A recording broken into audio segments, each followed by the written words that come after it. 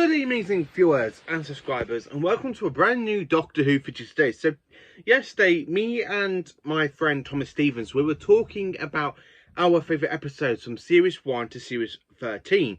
If we could pick one favourite story, one episode, in those series from Series 1 to Series 13. So, I thought to myself, yeah, why not just make a video of this? And that's what I'm here to do. I'm here to talk about my favourite episodes / stories from Series 1 to Series 13. So from Christopher Eccleston down to Jodie Whittaker. So let's get into this.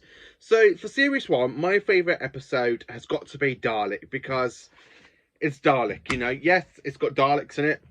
So it's only got one Dalek in it, but it really proves how much the Ninth Doctor has got a lot of anger towards the Daleks. And it really shows how much deadly one Dalek can do. Yes, it was touched on in Resolution, the 2019 New Year's Day special, but this is the very first time we see how much damage one Dalek can do after it absorbs the energy of the Rose's kind of DNA and it mutates it, becoming more of a better creature, and the Dalek asks the Doctor for him to die. We still get to see how much damage one Dalek can do. I mean, he literally breaks the internet to look for the information about the Daleks, and then it goes, "The Daleks survive in me." And of course, when the Doctor is just there getting angry, he goes, why don't you just get rid of the universe of your filth? Why don't you just die? And the way the Dalek goes, "You would make a good Dalek." I really love how the Ninth Doctor's anger towards the Dalek comes.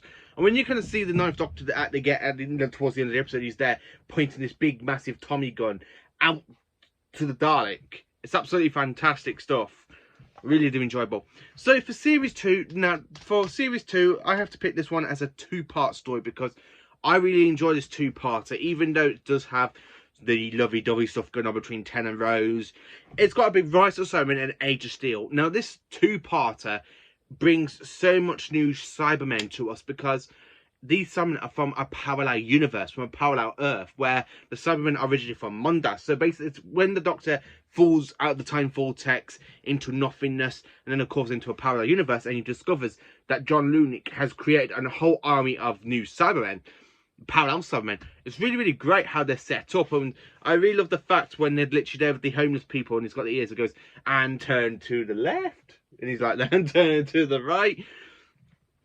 And when it becomes during conversion, they play the line in the Jungle Song.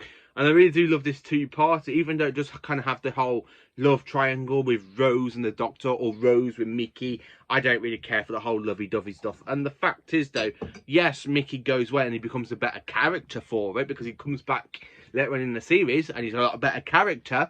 This story really sets out to be quite an emotion, because I really love the fact Rose sees her parallel mom, who become a Cyberman, and she meets a parallel version of her dad, but they never had hers. And she was actually a dog, which the 10th Doctor found funny. And to be honest, I found that quite funny myself. But the thing is, though, when you have John Luke become the cyber controller, and you've got the new Cyber Industries design with the brain showing of John Lunik, that is just absolutely superb, which is why I really enjoy this two-parter. I actually prefer this two-parter to Army of Ghosts and Doomsday, because this just proves how much menacing Cybermen can be, where in Army of Ghosts and Doomsday, yes, they're coming to the parallel universe, and from the parallel universe to our universe, and have a big massive battle with the Darks, but I really just love this two-parter a lot more than that two-parter. For Series 3... for Series 3, I have to admit, my favourite episode has got to be Human Nature and Family of Blood. So, the 10th Doctor is turning himself human to hide away from the Family of Blood. And, of course, they have a whole army of scarecrows created by the families took over 5 different humans. You got daughter of mine, father of mine, son of mine, and mother of mine. So, 4 kind of humans. And they kind of take over Martha's friend Jenny, Mr. Clarkson. They take over the girl with the red balloon. I can't remember her name. And then, of course, Jeremy Banks, who later becomes the character, who the actor does go into Game of Thrones, and he ends up having gold put over his head. But I really love the fact that this is a fantastic two-part, and it really proves how much the Doctor's trying to be kind to hide away from him. And then, of course, at the end of the episode, the 10th Doctor comes back, blows up the spaceship, and you got Fury from the Time Lords, which most people think, oh, the Doctor should not have done that, you know. I kind of agree with what the Doctor's done. If you're going to go around hunting the Doctor to try and steal his lives, his regenerations, of course you're going to get the fury of the Doctor. I mean, I actually agree with his punishment. He traps the father of mine in unbreakable chains in the middle of a dwarf star. Mother of mine he traps inside a collapsing universe. The son of mine becomes a animation scarecrow. And the daughter of mine is trapped inside a mirror. Yes, I really do love this fantastic two-part story. And the way we kind of have John Smith basically falling in love with this woman and other stuff. It's just really kind of a great sort of episode to do. Yes, the lovey-dovey stuff is in this one, but the whole thing is, though, the lovey-dovey stuff is in pretty much the first 2 seasons with Tennant. Not as much in Series 4, but the thing is, though, this is just a really good two-part, and I really do enjoy it. I'm honestly to say that I really do enjoy it. Then, of course, going into Series 4. Series 4, I have to say, it is Stolen Earth and Journey's End. I just love this Dalek two-parter.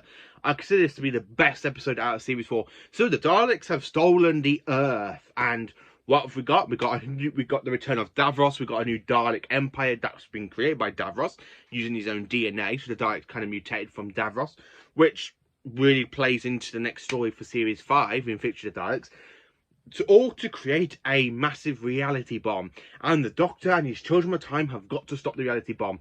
And this is absolutely fantastic. When I first watched this and I saw Tennant like that regeneration back in 2008, and I'm like, oh, he's going to regenerate. And then of course he puts all the spare energy into the hand.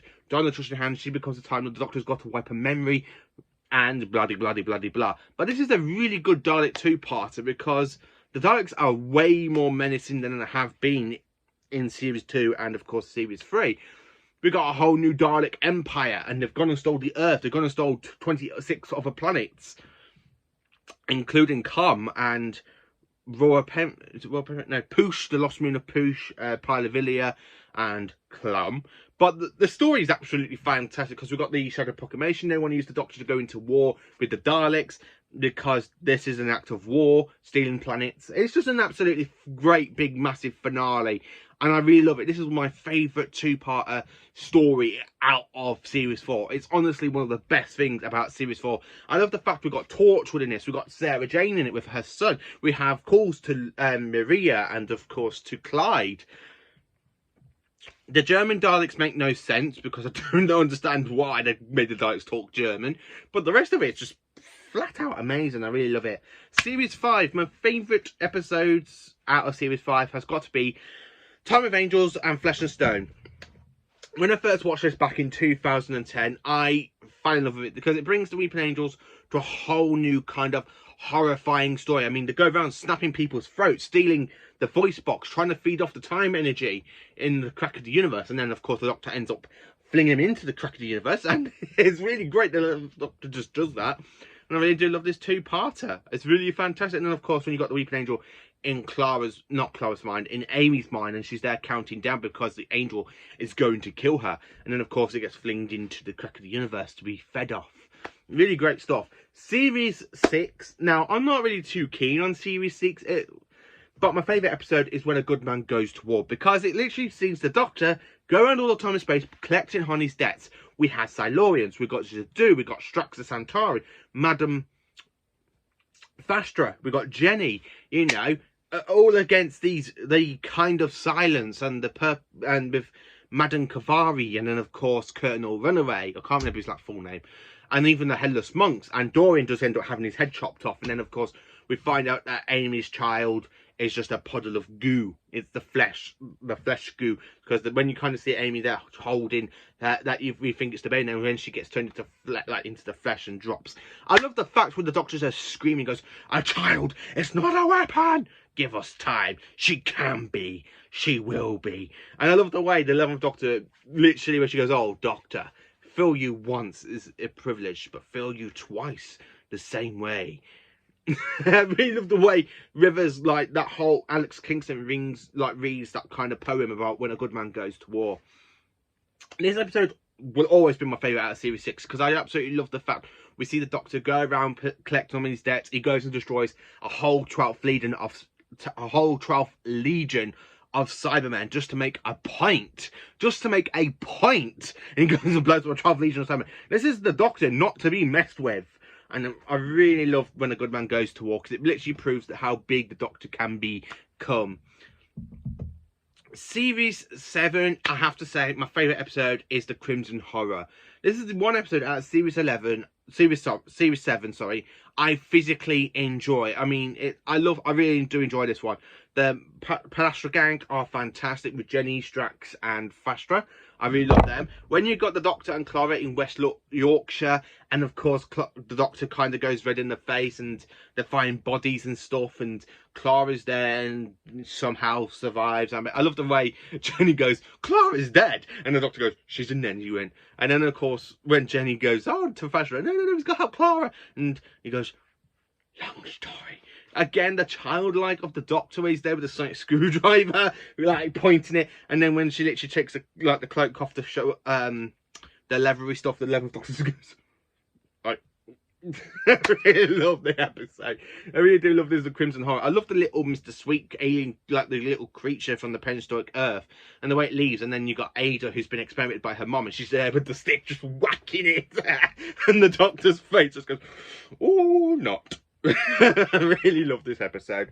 Series 8, I have to say my favourite episode is the Mommy on the Orient Express. I just love the Mommy on the Orient Express. It's a great episode for Peter Capaldi. I mean, I love the bit when he literally takes a woman's like emotions to make so he can see the foretold, and he goes, I'm the Doctor, I know I will be a victim this evening. Are you my mummy? I really love Capaldi when he's literally becoming the 12th Doctor, because I really love this is like the episode that made me really become in love with the 12th Doctor a lot more, because it's funny. He brings back jelly babies in like a stale like in a cigarette box, and he pulls it out and goes, jelly baby.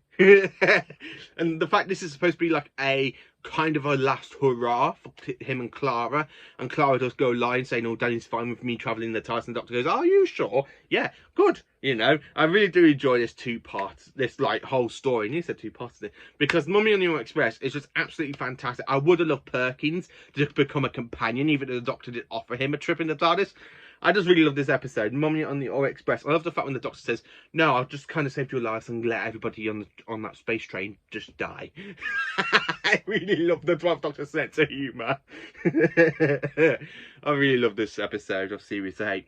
Series 9, it's got to be Heaven Sent. I mean, this is where we see the Doctor trapped in his convention dial, and he's just there punching his way through all of eternity to try and get to the Time Lords, you know, that they're not going to break him, because he's actually trapped inside his convention dial 4.4 billion years. And when he does get out and he gets away from the veil, even though he dies quite a few times and it just keeps resetting over the 4 billion years, I just really love the 12th Doctor, because when he goes to the little Gallifreyan boy and he goes, go to the city, tell him that I'm back, if that's who I am, tell him I've come the long way round. And I love the fact when he literally picks it up, he goes, you're probably still listening, the hybrid is me. And I love the way that just, that whole thing. I really love Heaven Sent. I love the fact when you got the kind of like crystal diamond sight wand, and then you've got Capaldi's Doctor just physically punching his way through it. Really great stuff. Series 9, sorry, that is Series 9. Series 10, it's World Nothing Time and the Doctor Falls. This 2-parter is absolutely superb. We've got a kind of another origin story for the Cybermen, or like the Master says, we call it a Genesis Doctor, specifically Genesis of the Cybermen. I really love that kind of cliffhanger. I love the fact Bill gets turned into a Cyberman because of Razor, who is technically the Master in a disguise, which I was like really surprised when I saw that, because the Master was kind of leaked in the trailer for Series 10, and I'm like, for John Sim, and I'm like, yeah, he's going to be in it at some point. When we get to this episode, I'm like, where is John Sim? And then, of course, when he takes off the mask, I'm like, oh, there he is, and he's talking to Missy, his future version of himself. He goes, when you happen to be someone's former Prime Minister, he takes the mask off and he goes, hello, Missy, I'm the Master, and I'm very worried about my future. Give us a kiss. I really love that. Michelle Golmas and John Sim really play the two versions of the Master really well. And I love the fact when Johnson goes, "Is it wrong that I kind of fancy myself?" And she goes, "Yes, it is." The Master falls in love with himself. Something the Master would basically do. And I love the fact we've got like 3 versions of Cybermen. We've got the 10th Planet version of Cybermen. We have the Russell T Davies first era of Cybermen. And then we've got the Stephen Moffat Cybermen. They do kind of ruin them when they're flying. The whole 3D thing when they're flying through. But I love that bit when the Doctor's there with the sonic screwdriver and he's there blowing up and goes, "Mondas." No, not Mondas, sorry. "Teros. I sailed in your ice tombs. Foga. Canary Wharf." And he goes, "You even lost on the moon." And I love the way that the 12th Doctor literally just brings back the past defeats of the Cybermen that he's actually defeated them in from his 1st, 2nd, 4th, 5th, 6th, 7th, 10th, 11th, and basically his 12th incarnations, because the 3rd Doctor never really got to meet the Cybermen until the 5 Doctors. The 8th Doctor has met them in Big Finish, but not on screen, so I kind of classed the 8th Doctor meeting them. I'm not too sure about the War Doctor, because the War Doctor was fighting in the Time War. And the 9th Doctor, for a long time, the 9th Doctor never met the Cybermen until in Big Finish, because Big Finish, he comes across the Cybermen in 2 different adventures, which is really quite good. And I really love this finale for Series 10. It's just... And the way it leads into Twice Upon a Time, and you kind of think the Doctor's going to regenerate, and he's there refusing, and we go and bump into an the very first Doctor played by David Bradley. Absolutely fantastic cliffhanger. Series 11. My favourite episode out of Series 11 has got to be Kablam. I really enjoyed this episode. I'm not really too keen on Series 11. I think some of the stories could have been a lot better, specifically, a lot better. But there again, though, I really do enjoy this episode for Kablam. I like the Kablam Man as well. The Kablam Men are a really cool design. I love the fact that when the Doctor picks up opens her parcel and it's a fez. And I love the meme that was going back then saying, 2 regenerations later and I get my fez. Yeah, I did used to love that meme. And I really do enjoy this kind of story as well. And I love the fact the villain is just not a normal villain. It's just somebody that was done wrong by Kablam. And they just wanted to have revenge on him. Even though the Doctor did try and stop him and he did end up blowing up anyway. Series 12. Now, I have to say this one. For Series 12, I'm not going to include the Timeless Children in with this episode, because I class them as 2 separate stories. It's like a 2-parter, but I don't really consider it to be a 2-parter. It's associated with the Cybermen. I love Ashad the Lone Cybermen. I love the fact we got the return of RTD Cybermen. I love the fact we got a new design of the Cybermen as well. I love the fact the Doctor is trying to help the last remains of humanity after the Cyber Wars. And they've literally go into a cyber carrier. They've got the Cybermen and the Doctor's at the boundary. And coming through the boundary is Gallifrey. And at the end of Gallifrey, the Master pops in and goes, "Ooh, be afraid, Doctor, because everything you know is going to change." I really do love this whole story, the Associate of the Cybermen. I prefer this one. I think this one has a really good episode, and I really like the way how it stands out on its own. I do consider it to be like a massive standout, where the Timeless Child is just a whole sort of thing, because I don't really play into it. I don't class it as a 2-part. I just class it as a kind of like separate stories that are just connected, like the Haunting of Village Doty. Associate of the Cybermen, I really enjoyed this episode. I love Ashad, the Lone Cyberman.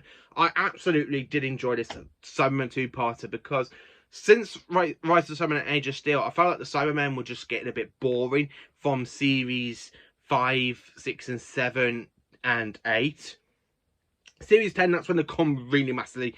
I love Series 10's finale, because it's just got 3 versions of Cybermen, where this one you got like 2 kind of versions of the Cybermen. You got the return of the Russell T Davies ones, and you got a whole new design of the Cybermen with the little spikes and stuff. Really do enjoy this episode. Really do, and I love rewatching this one every step of the way. This is the one, out of Jodie's run, this is the one episode I do always go back and rewatch on BBC iPlayer, even though I've got it on DVD, and of course I got it... Where is it? Even though I got it on DVD just here and on the Blu-ray Steelbook, I still go back and watch it on BBC iPlayer, because I don't really rewatch Series 11 or 12 quite a lot, but I just really go back and rewatch that episode because it's just one of my favourites. And of course, going in for the final episode for the final season so far, which is Series 13, it's got to be the Halloween Apocalypse, because this really does set up the whole lot for the Flux. I do enjoy War of the Santarans. I do enjoy the Village of the Angels. But this one for me, it starts off a whole thing, and it's literally like trying to plan it out. I love the whole new CGI effects when you got the Flux coming in, you got the TIEs trying to escape the Flux, and of course the TIEs are getting pulled in. The Doctor just there goes, Flux, have time vortex. I see what that does to you, and she literally gives it the time vortex, and she just swallows it whole. And she goes, oh, doesn't do much to you. And then she goes, it can't be, it's the end of the world. And then of course we've got that cliffhanger, and then somehow they just survive. Now this cliffhanger, this very first episode of Flux is really enjoyable. I love the setting that we've got Liverpool. I love the alien planet setting with Carvanista. It's got the Doctor and Yaz kind of hanging down, and they kind of do the tenacious, I can't say the actual word, where they kind of like go from with the feet hanging down, and they literally go flip, and they're hanging on the banister and it's flying, and she goes, call it, and then they go into the TIEs. I love the fact when she tries to do her Scottish accent, when she goes, maybe I was Scottish when I set these up. Release! Release! And then when in the TIEs, she goes, oh, what a relief. Oh, I really love that. Oh, what a relief. And I love the fact John Bishop's character's really well. And I really think this episode just sets up so much for Flux, and it's really enjoyable. So these are my favourite episodes from Series 1 to Series 13. Let me know in the comments what are your favourite episodes. Please do like, subscribe and share, and join in for more awesome Doctor Who content. Have a great day.